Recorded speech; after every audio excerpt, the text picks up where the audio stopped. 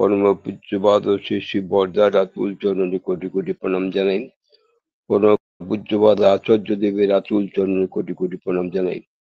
অবিন্দ আদর্শ ঠাকুর বাড়ি প্রত্যেকের আতুল চরণে কোটি প্রণাম জানাই। উপস্থিত শ্রদ্ধা দাদা মায়ের এবং ছোট ছোট ভাই বোনেরা, যথাস্থানে আমার প্রণাম, শ্রদ্ধা, ভক্তি, ভালোবাসা জানাই। আর কিছুক্ষণ আগে শুনছিলাম কয়েকজনের অসুস্থ, পরম পিতার কাছে প্রার্থনা জানাই তার উপার করুণায় প্রত্যেকেই সুখে থাকুক, শান্তিতে থাকুক, নিরোগ থাকুক, তারা প্রত্যেকেই মঙ্গলীয় অতিথিকারী হয়ে থাকুক। আর আমরা সকলেই তাকে পেয়ে মহা আনন্দে আমরা যেন চলতে পারি, এই প্রার্থনা পরম পিতার কাছে জানাই। আজকের যে মহতী সৎসঙ্গের আজকে আমার শর্মিষ্ঠ মা আমাকে আহ্বান করেছেন, সেই সম্বন্ধে দু চারটি কথা আপনাদের সামনে আমি বক্তব্য রাখছি। ঠাকুর একদিন বলছেন, জীবনে মানে পূর্ণপতিতে একদিন বলছেন যে একবার ঢুকলে বেরোতে দিবি না, কি জানিস? না, এই নামটা একবার ঢুকলে বেরোতে দিবি না, নামটা একবার ঢুকলে। আর প্রেম, ভালোবাসা এইগুলো যখন ঢুকবে তখন এইগুলো বেরোতে দিবি। আর বেরোলে ঢুকতে দিবি না কি না, কাম, ক্রোধ, লোভ, মোহ, এইগুলো নিবি। দিবি না কি জানিস? পরের দুঃখ, আপদ, বিপদ, জ্বালা, যন্ত্রণা নিবি, কিন্তু কাউকে দিবি না। এহারও পরম পুরুষ ছাড়া আর কে কথা বলতে পারেন? তিনি হচ্ছে ভক্তের ভগবান। আমরা এতদিন আমাদের দেশীয় ভক্তদের কথা আমরা আলোচনা শুনেছি, আজও করে যাচ্ছি। আজকে আমার শর্মিষ্ঠ মা সঙ্গে আমি আলোচনা করছিলাম, মাটি আমাকে কেন জানি এত ভালোবাসেন। আমি একদিনেই পরিচয়ে আমার মনে হচ্ছে যে কোনো জন্মান্তরের সঙ্গে আমার আলাপ পরিচয়।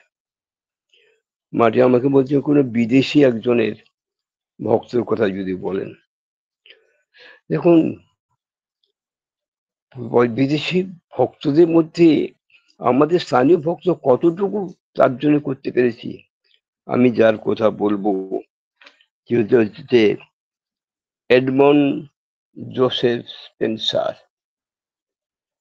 আমেরিকার বিরাট ধনী পরিবারের সন্তান, বিরাট শিক্ষাবিদ।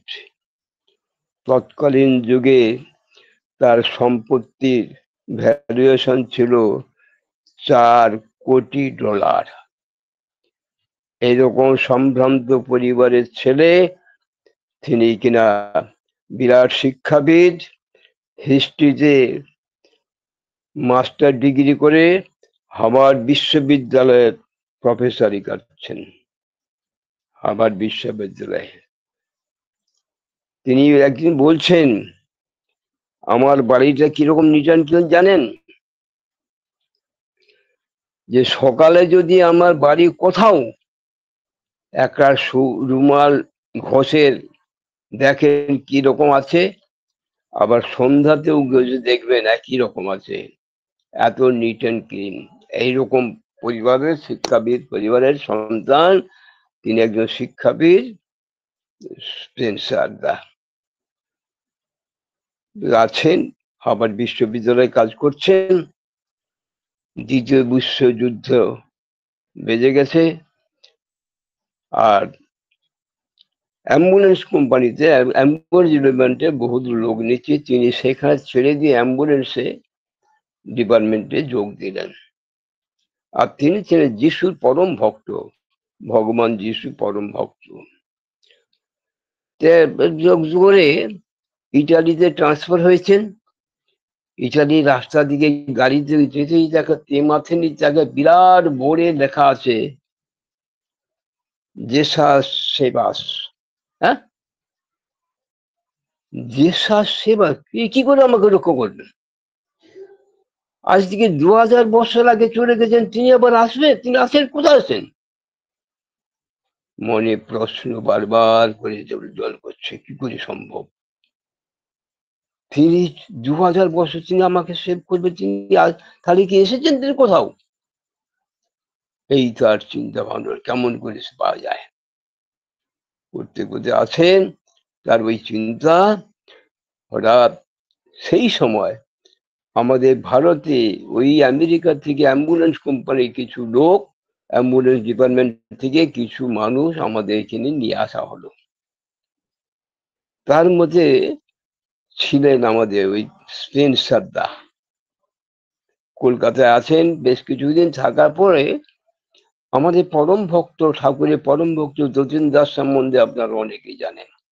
বিরাট শিক্ষাবিদ মানুষ, ওই আমেরিকার লিক ইউনিভার্সিটি থেকে ইঞ্জিনিয়ারিং এর মাস্টার ডিগ্রি করা যতীন দা কলকাতায় আছেন। হঠাৎ ওই স্পেন্সার দাস সঙ্গে পরিচয়। কলকাতায় থাকাকালীন দিন কয়েক বেশ ভাব জন্মে গেছে। আর স্পেন্সার দা ওই জেসাসের কথা প্রায় বলেন। শুনে যতীন দা বল, চলো আমার প্রভুর কাছে তোমাকে নিয়ে যাই। রাজি হয়ে গেলেন, হিমায়তপুরে পাবনাতে গেলেন।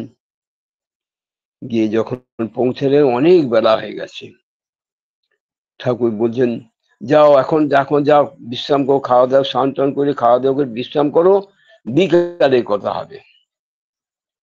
সেই মতো যা চলে গেলেন। বিকালে স্পেন্সার দা ঠাকুরের কাছে গেলেন। যার সঙ্গে সঙ্গে ঠাকুর বলছেন, Spence, I shall make you to closer the Christ. হ্যাঁ, এখানেও যিশু, তিনি আমাকে যিশুর কাছে পৌঁছে দেবেন? অবাক হয়ে গেলেন স্পেন্সার দা। তাহলে তো রহস্য কিছু আছে। মনে প্রশ্ন যিশু থেকে ঠাকুরের কাছে থেকে গেলেন। থেকে গিয়ে থাকতে থাকতে ওই যতীন্দ্রের কাছে দীক্ষাও নিয়ে নিলেন।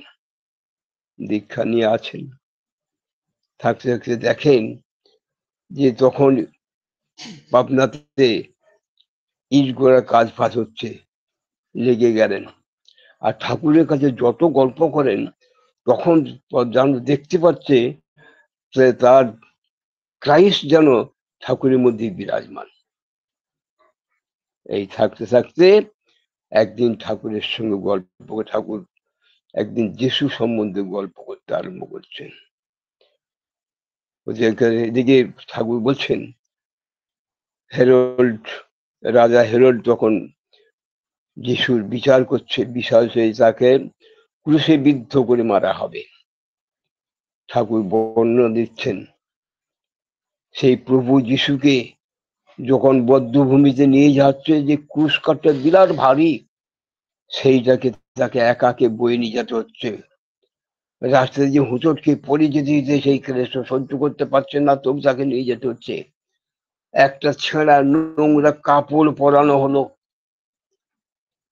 নোংরা জল দিয়ে তাকে স্নান করানো হলো, একটা নোংরা রুমাল দিয়ে তার মুখটা মুছিয়ে দেওয়া হলো। ঠাকুর এসব বর্ণনা দিতেছে। স্পেন দেশ শুনছে যেন স্বয়ং যিশুকে তিনি ড্রামা হিসেবে দেখাচ্ছেন। দেখতে দেখতে বদ্ধভূমিতে নিয়ে গিয়ে ক্রুশটা যখন কাঠটা পোঁতা হলো, পোঁতার পর তাকে তুলে দেওয়ার হচ্ছে। হ্যাঁ, তার আগে তিনি আর একটা কথা বললেন। তার আগের দিন রাত্রিতে যিশু তার ভক্তদের নিয়ে শুয়ে আছে। তার মধ্যে প্রধান শিষ্য হচ্ছে গিয়ে জুদাস, যাকে তিনি পিটার পিটার বলে ডাকতেন। সে রাত্রে সকলে ঘুমিয়ে গেছে, প্রভু যিশু হঠাৎ সেই গভীর রাত্রিতে পিতাকে জিজ্ঞেস, পিতার প্রভু তুমি এখনো ঘুমাওনি? না না প্রভু। সে কি? সেই পিতারই ধরিয়ে দিয়েছেন। বলেই যিশু বলছেন, যেন পিতার এমন একটা সময় আসছে তোমরা সকলে আমার কাছে থেকেও আমাকে চিনতে পারবে না। অবাক হয়ে গেলেন পিটার।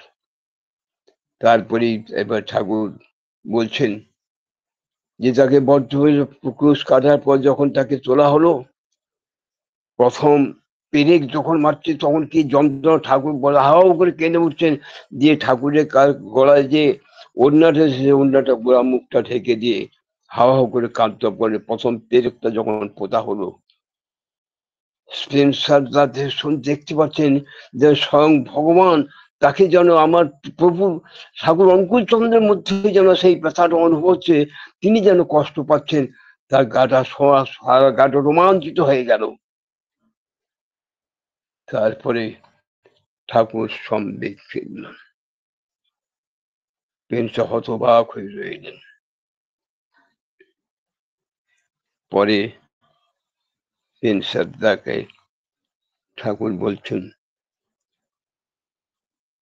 স্পেন, তুমি তোমার যিশু মৃত্যুর রহস্য জানো? না। থাকতে থাকতে একদিন এদিকে দেখা গেল, বেশ কিছুদিন কেটে গেছে, হঠাৎ কলকাতায় হিন্দু মুসলমানের যুদ্ধ আরম্ভ হয়েছে। পাবনাতে খবর গেল। স্পেন সর্দারকে, হ্যাঁ, পরিচয়ের ঠাকুরকে বললেন, স্পেন, আমি তোমাকে স্পেন বলে ডাকবো। আর স্পেন বললেন, ও গড, আমি আপনাকে টক বলে ডাকবো। এই টক, গড আর টক এই বলেই থাকে। এদিকে যখন হিন্দু মুসলমান যুদ্ধ আরম্ভ হয়েছে, তখন স্পেন যাতে জিজ্ঞাসা করছে, ঠাকুর কলকাতায় লেগেছে, এখানেও কি লাগতে? বলে, হ্যাঁ তাও লাগতে পারে। এক কাজ করো স্পেন, তুমি দেশে ফিরে যাও। দেশে ফিরে গিয়ে একটা ইউনিভার্সিটিতে ভর্তি হবে। সেখানে তুমি একটা থিসিস করবে, যে যিশুর মৃত্যুর রহস্য নিয়ে তুমি রিসার্চ করবে। সেখানে গিয়ে একটা ইউনিভার্সিটিতে ভর্তি হবে। সেই ইউনিভার্সিটির নিচে তলায় তুমি একটা বাসা নেবে, একদম নিচু তলায় বাসা নেবে। থাকতে থাকতে দেখবে কিছুদিন পরে ওই ইউনিভার্সিটির একটি ছাত্র, সে তার ধনী এবং সুন্দরী বোনকে নিয়ে এসে তোমার সঙ্গে পরিচয় করে দিবে। পরিচয় করে দিয়ে, তার নাম হচ্ছে মার্গারেট। সেই পরিচয় জগৎ একটা কুকুরকে কেন্দ্র করে তোমাদের সব পরিচয়টা হবে অত্যন্ত নিবিড়। থাকতে থাকতে সে তোমাকে বিবাহের অফার দেবে, তুমি রাজি হবে, কিন্তু দুটো শর্ত।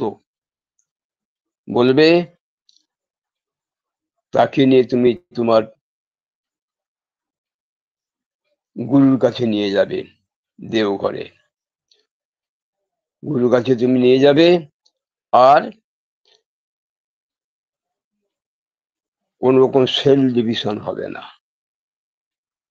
এই দুটি শর্তে তাকে বিয়ে করবে। রাজি হয়ে গেলেন স্পেন, ফিরে চলে গেলেন। গিয়ে খোঁজ করে সত্যিকার নিউ ইয়র্ক ইউনিভার্সিটিতে ভর্তি হলেন। ভর্তি হয়ে দেখা গেল নিচু তলায় সত্যি একটা ঘর। বাহ, ঠাকুর কি সব অন্তর্যামী, তিনি সবই জানেন, আগে ভাগে আমাকে যা বলে দিয়েছে তাই ঘটছে। একটা রুমও পেয়ে গেল। 2 মাস কেটে গেছে। হঠাৎ 2 মাস পরে সেই এক ছাত্র, সে এক সুন্দরী মার্গারেট নামে একটা বোনকে নিয়ে সে পরিচয় করে দিয়ে গেল। অবাক হয়ে গেল স্পেন। একদম পূর্ণ যৌবন আর রূপসী, যেমনই রূপ তেমন তার যৌবনে ঝলমল করছে।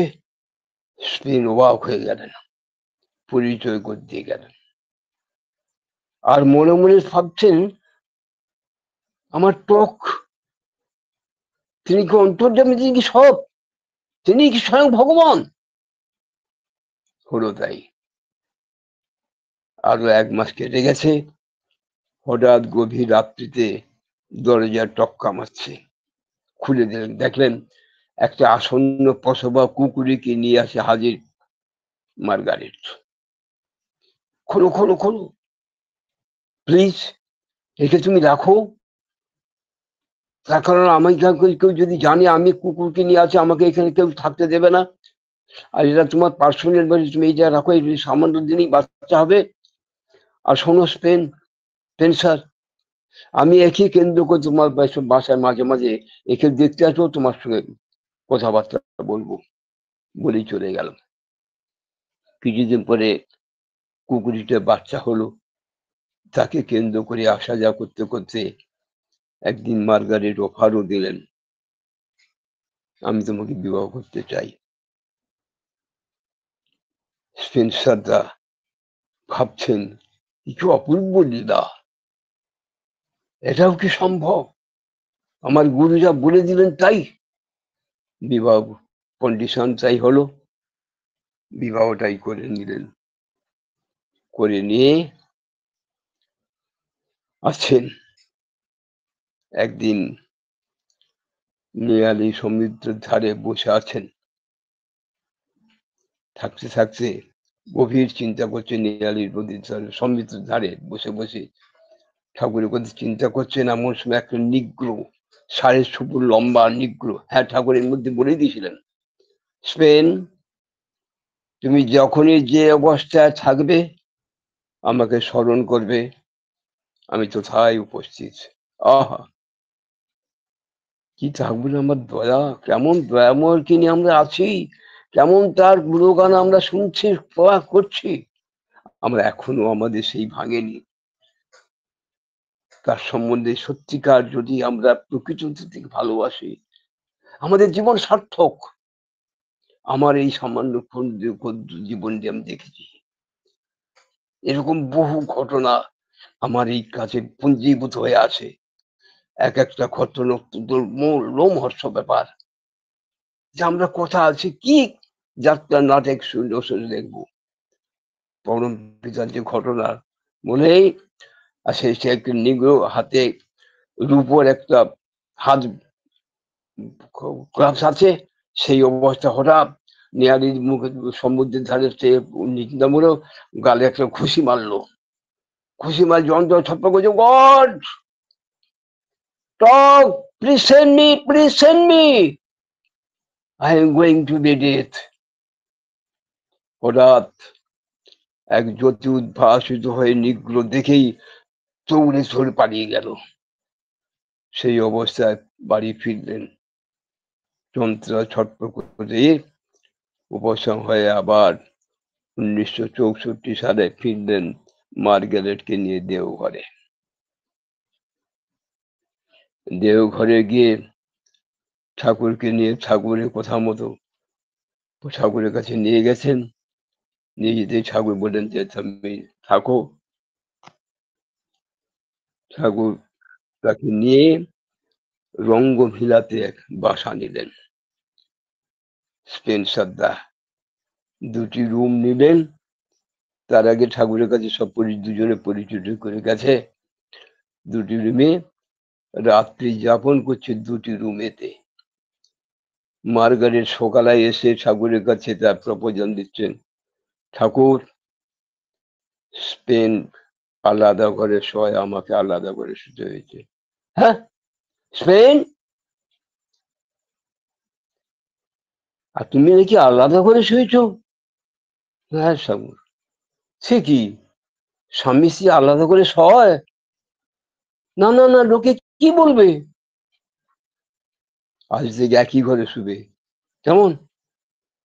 ইয়েস, তাই হলো। এক ঘরে সে দুজনে দুটো খাটিয়া দিয়ে দুটো বিছানা। আবার পরের দিন মার্গারেট ঠাকুরের কাছে প্রশ্ন, ঠাকুর একই ঘরে আছে দুজনে আলাদা বিছানা। আবার স্পেন, স্পেন তুমি নাকি আলাদা বিছানায় শও? না প্রভু, সে কি হয়, লোকে কি বলবে? স্বামী স্ত্রী আলাদা করে শোয় কেউ? যা একই বিছানায় শোবে। প্লিজ স্পেন, নট টু সেল ডিভিশন। এক বিছানায় শোবে। স্পেন বলছে, এ তোমার কি পরীক্ষা ঠাকুর? এ তোমার কি পরীক্ষা? একদিকে বলছো সন্ন্যাস গ্রহণ, একদিকে বলছো সংযম, আর একদিকে বলছো পূর্ণ যৌবনা নারীর সঙ্গে এক বিছানায় শোয়া। এ তোমার কিরকম পরীক্ষা প্রভু? ঠিক আছে, তাই হবে। মনে মনে তাই হলো। একই বিছানায় পূর্ণ যৌবনা দুজনে একই বিছানায় শুয়ে রইল। নামে মত রইলেন স্পেন্সার দা। মার্গারেট মা হতে চাইলেন, নট টু সেল ডিভিশন। সারা রাত অত্যন্ত ব্যথিত হয়ে পড়লেন মার্গারেট। একটা পূর্ণ যৌবনা নারী একটা পুরুষের পাশে থেকে তাকে এইরকম অবস্থা, ছিন্ন ভিন্ন হয়ে গেল সারা শরীর। সকালে উঠলেন, উঠে ঠাকুরের কাছে বিদায় চাইলেন, আমি দেশে ফিরে যেতে চাই। আর এখানে ঠাকুর কোনো প্রতিবাদ করলেন না। ঠাকুর বললেন না যে তোমার স্বামী এখানে আছে, তুমি থেকে যাও। চিরদিনের মতো চলে গেলেন মার্গারেট, রয়ে গেলেন স্পেন্সার দা, থেকে গেলেন পরম পিতার তার প্রভু যিশু। বলছেন ক্লোজার দ্য ক্রাইস্ট। বেশ কিছুদিন আছে, থাকতে থাকতে স্পেন্সার কে একদিন বললেন, আপনারা অনেকেই হয়তো যারা আছেন শুনেছেন, শোনা যায় নাকি যিশু তৃতীয় দিনের দিন নাকি তার দেহ সেখানে পাওয়া যায়নি। আমাদের ভারতের পাঞ্জাবের সিন্ধু প্রদেশে নাকি তার দর্শন হয়েছিল। আমার পরম দয়াল শ্রী ঠাকুর অনুকূল চন্দ্র একদিন ডেকে বলছেন, যাও প্রিন্সার স্পেন, পাঞ্জাবের সিন্ধু প্রদেশে তুমি যাও, যে জামা কাপড় পরেছ ওই এক কাপড়ে চলে যাও। ঠাকুরের যখন পাঞ্জাবে ছিলাম আমাকেও বলে দিয়েছিলেন, ভাই ঠাকুরের পাঞ্জা নিচ্ছ, দেখতে পাবে একদিন ক্ষুধায় অন্ন পাবে না, তৃষ্ণায় জল পাবে না, উন্মুক্ত আকাশ হবে তোমার ছাতা, তৃণ হবে শয্যা। পারবে তো? চোখে জল ভরে গিয়েছিল। বাহ, পরম আশীর্বাদ। স্পেন তাই চলে গেলেন। 7 দিন থেকে একটা নির্জন স্থানে, যেখানে নাকি আমার যিশুর আবির্ভাব হয়েছিল, সেখানে রাত্রে শুয়ে আছে এক জ্যোতি দেখলেন, জ্যোতি উদ্ভাসিত হলেন, স্বয়ং যিশুকে তিনি দর্শন করলেন। ফিরে এলেন 100 সপ্তাহের মধ্যে। ফিরে এসে ঠাকুরের কাছে যখন আসছেন, ঠাকুর ভক্ত পরিচিত কৃষ্ণদাস সব করে বসে আছেন, হঠাৎ ঠাকুরের কাছে এসে বলছে, তোমার জ্যোতি, হ্যাঁ আসো, চুমো খাবো, চুমো, আমি তোমার চুমো খাবো। সকলে স্তম্ভিত হয়ে বসে আছে। স্পেন গেলেন, মাথা ধরে 2 গালে 2টি চুমু খেলেন। নাম পরম দয়াল পরম প্রেমময় শ্রী ঠাকুর অনুকূল চন্দ্র। সকলে বিস্মিত হয়ে গেলেন। সে স্পেন থেকে গেলেন, সারা জীবনের মধ্যে থেকে গেলেন। এসে গেল 25শে ডিসেম্বর। একদিন কত সময় বাকি, আর 5 মিনিটে শেষ হবে নিজে দেখি, যে বলে দিচ্ছি, খুব মর্মস্পর্শী কথা। দাদা, এই যন্ত্র শুনে নেন, এই যন্ত্র শুনে নেন, একটু দেরি হলেও কিছু আমি বলেই যাও, তুমি যোশীটি চলে যাও, ওখানে চার্চ আছে, চার্চে ওখানে খুব আনন্দ করো। 25 ডিসেম্বর ক্রাইস্টের বড়দিন, খুব আনন্দ করো। চলে গেলেন স্পেন, আনন্দ করে ওখানে মহুয়া খেয়ে ভীষণ নেশা হয়েছে। অনেক রাত্রিতে দিয়ে ওখানে ফিরলেন, তখন রাত্রি 11টা বেজে গেছে। টলতে গেছে স্পেন, প্রভু আমাকে 6-7টা মালপোয়া খাওয়াতে পারো? যিনি জীবনে কোনদিন মালপোয়া দেখেননি, খাননি, তাকে বলছেন আরাম পরম দয়াল পরম প্রেম ঠাকুর আমার বলছে 5-7টা মালপোয়া খাওয়াতে পারো? স্পেনের সম্বেগ ফিরল, বিরাট নেশা হয়েছে। ঠাকুর চেয়েছেন মালপোয়া বানিয়ে দেবো, কথা পাবো? সব মায়েরা আছে, প্রত্যেকের দ্বারে দ্বারে ঘুরতে লাগলেন, কেউ খুলতে চাইলেন না, ঘর কেউ খুললেন না। বিদেশি নেশাখোর লোক, কেউ খুলতে চাইলেন না। শেষে পাশে ছিলেন এই বাগচির স্ত্রী উমাপদ বাগচির বাসায় টক্কর দিয়েছে উমাপদার স্ত্রী উঠলেন, কি স্পেন? মা, ঠাকুর আমাকে চেয়েছেন 5-7টা মালপো খাওয়াতে, কালকে আমার রাত্রিতেই চাই, কি করে কি হবে একটু দয়া করে বলে দেন। সেই মাতৃসাকে সব বললেন যে মালপো বানাতে এই জিনিস দরকার। তার বাসায় কিছু কিছু ছেলে স্পেন তো একা থাকেন, আছে সম্বলটুকু প্রাইমার স্টোভটা আর কড়াটা আছে, তাকে সবকিছু ব্যবস্থা করে দিলেন। সেই মা চরম পিতা কি অপার করো, সব তিনি জোগাড় করে রেখে দিয়েছেন, আমাদের শুধু একটুখানি তদারকি করা। সব কিছু ব্যবস্থা করে দিলেন। স্পেনের নেশা অবস্থা ঢুকে প্রাইমার স্টোভটি জেলে চিনি রস চাপিয়ে দিয়ে তৈরি করতে গিয়ে হঠাৎ ঝুঁকে পড়ে সে কোলাতে পড়তে গিয়ে গাছটি সামনে দিয়েছেন, গিয়ে নাম করতে আরম্ভ করে দিয়েছেন। তারপরে মালপো একটা মালপো পুড়ে ছাই হয়ে গেল। তারপরে আবার স্টোভ কমিয়ে দিয়ে 6-7টি মালপোয়া করে ঠাকুরের কাছে গিয়ে হাজির। কে? ঠাকুর, আপনি মালপো, যাও বড়মারে দিয়ে আসো গিয়ে। বড়মাকে দিতে গেলেন, বড়মা নিয়ে এসে তারপরে একদিন সন্ধ্যায় ঠাকুরের কাছে প্রার্থনা করতে গেছে, ঠাকুরের কাছে অন্ধকারে জুতোটা খুঁজতে পারছে না। স্পেন, তোমার কাছে টর্চ নেই? না আছে, ছোট, শোনো, টর্চ সব সময় জেলে রাখবে, সব দিগন্ত যেন আলোকিত হয়ে থাকে। তিনি কি শুধু স্পেনকে বলেছিলেন, না আমাদের সকলকে বলেছিলেন? তার মাধ্যমে, তার মানে কি সে লাইট নয়, আমাদের সদা জাগ্রত জাগার জন্যে, তার মনোজ্ঞ শাসনে অনুশাসিত হয়ে চলার জন্যে, তার ইচ্ছাধীন হয়ে চলার জন্যে এই সতর্ক বাণী। আরো কিছু ঘটনা আছে।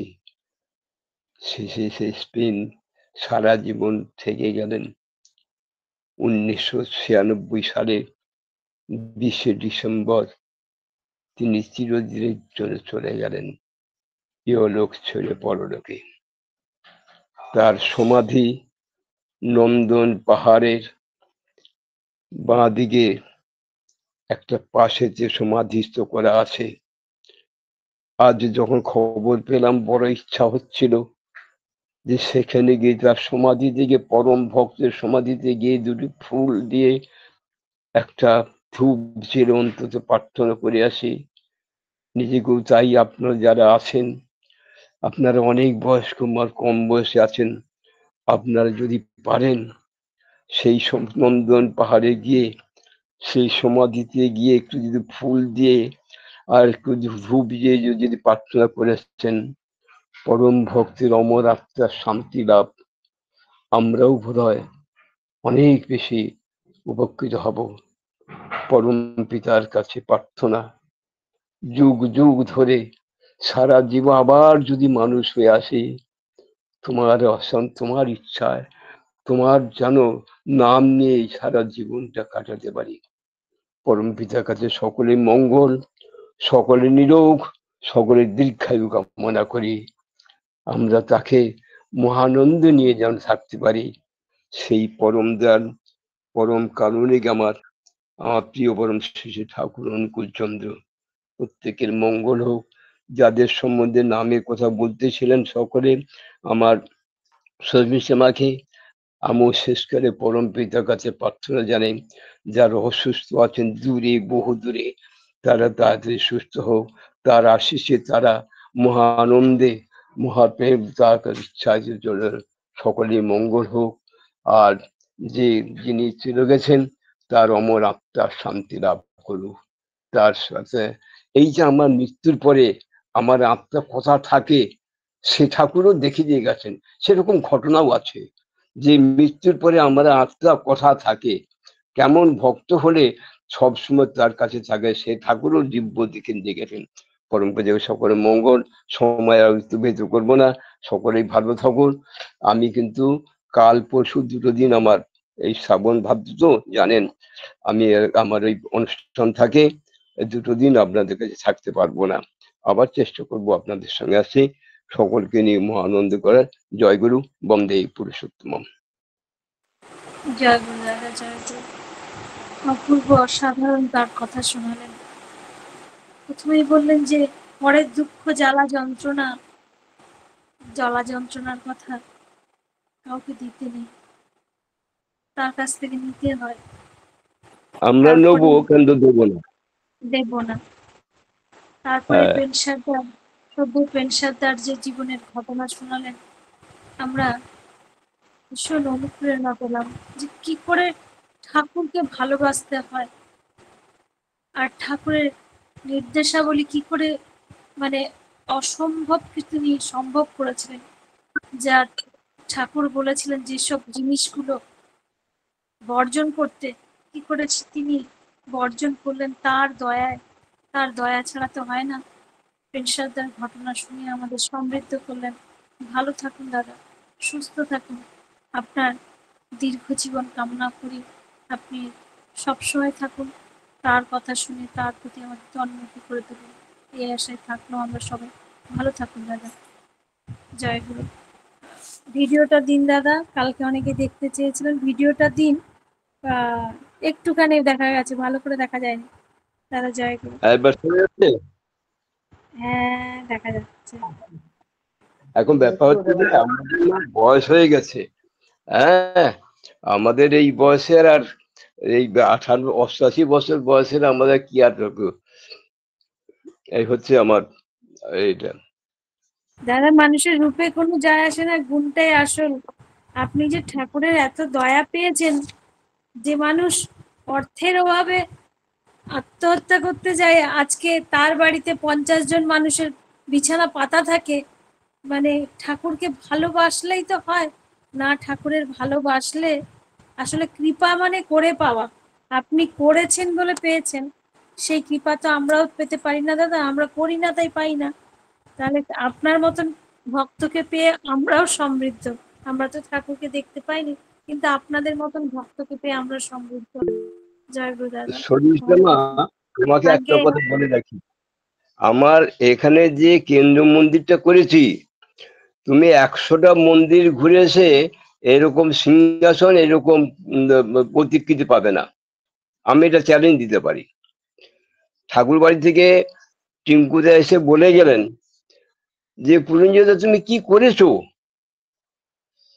মানে 100টা কেন্দ্র ঘুরলে বোধ হয় এরকম জীবন্ত সিংহাসনটা যা করেছো আর প্রতিকৃতি যা দিয়েছো, যে সত্যিকার দেখার মতো। ওই জন্য আচার্যদেব বলেছেন যে গাদিয়ারা একদিন তীর্থক্ষেত্র হবে, তার বড় ইচ্ছা তিনি একবার গাদিয়াতে আসবেন।